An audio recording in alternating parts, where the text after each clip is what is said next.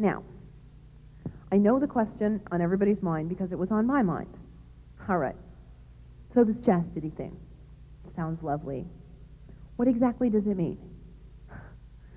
What exactly are we talking about here? Now, okay, avoiding intercourse, okay, I can deal with that. What else? How close can I get? How far can I go? How close can I drive to the edge of the cliff without falling off? What exactly does this mean for me? Does this mean I can do all those other things as long as I don't technically have intercourse, I'll be fine? Chastity is about understanding the difference between affection and passion. Affection's a good thing. No one's saying that you should be cold. But what's passion? Passion is that point in affection when your body says, hey, I just thought of something. We could have sex. Wouldn't that be kind of fun? Don't you think that'd be neat? It's at that point when you pretty much need to stop. You pretty much need to go somewhere else. Go shoot some hoops. Go to Denny's. Do something kind of public.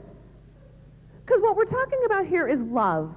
And is it really loving someone to say, I love you so much, I'm going to make you want something really, really bad, and then I'm not going to give it to you. That's not loving. That's not looking out for what's best for somebody. Now, when it comes down to this, we have this little problem known as sexual pique. You familiar with this Masters and Johnson type term? Sexual pique. Sexual pique doesn't mean when sex is best. It just means the point at which you are the most easily aroused. When does sexual pique occur for males? 18. When does it occur for females? Around the age of 35. Do you see a little potential for problem here? You got two people in the car. She's scheduled to reach her sexual peak in about 19 years. He's scheduled to reach his sexual peak right about now.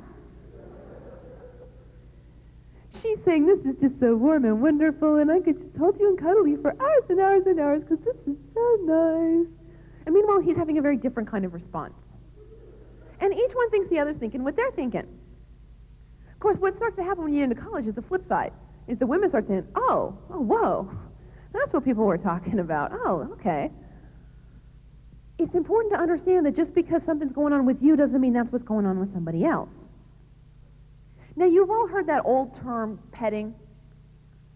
Basically means messing with the parts of someone else's body that would have been covered by a bathing suit that was manufactured before 1964.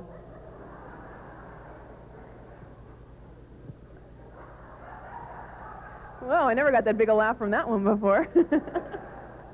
You guys watch those old Frankie Avalon movies or what?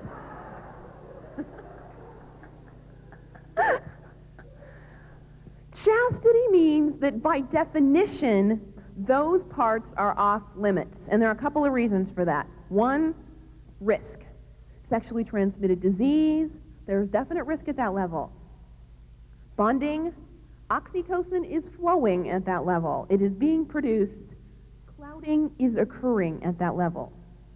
The other is a little less tangible. If you're saving sex for marriage, it's going to be the language you speak with your spouse. It's going to be your special language, your special intimate language. Now, you wouldn't like the thought of your spouse having sex with someone else.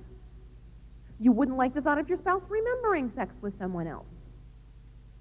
Gee, honey, that was really great. That was even better than the way Linda did it. You wouldn't like that. But what about all of this? What about what's known as foreplay? What if you're married, you come home one night, you walk into your bedroom, your spouse is in bed naked with the neighbor. You're a little irritated. All right? But what if they roll over and say, oh, no, honey, hi. It's not what it looks like. See, we're not going to go all the way. Would you say, oh, I'm sorry, I misunderstood. Oh, well, just go right ahead. Just don't let me bother you. I'll just be in the living room reading the paper. Just let me know when you're done. Would you do that? I don't think so. This is all the language of marriage. And saving it means saving all of it. It means saving it as a language, as a package, as a gift. The whole realm of this arousal behavior. Now, you still want to know exactly how far you can go, of course. And I'm not going to answer that for you. You are. You're going to answer your own question in the form of a story. All right? Bear with me. You are all guys. My apologies, you're all guys. For the next minute, you're all guys, all right? You're a guy. You're a guy, and you've just met the most incredible woman you've ever met in your life. And she is beautiful, and she's your best friend, and she's your soulmate, and you talk for hours and hours and hours, and you fall in love with her. And you propose, and she says yes, and you get married. And she gets pregnant. And you are in the hospital room, and you're the first one to see and to hold your little baby girl. And you just can't believe what a little miracle she is, and she looks just like your wife, only she has your nose and kind of a little bit of your chin. And this little bundle came from your love. This little person came from your love for your wife, and you just can't believe how much you love her. And you bring her home from the hospital, and your wife dresses her in frilly little dresses and tapes bows to her head because she doesn't have enough hair. And she learns to walk, and she walks like little kids where they just keep falling and catching themselves, until they finally fall all the way. And she picks flowers in the backyard, and she brings them in, and she gives them to Daddy. And when she learns to talk, she says, Dada.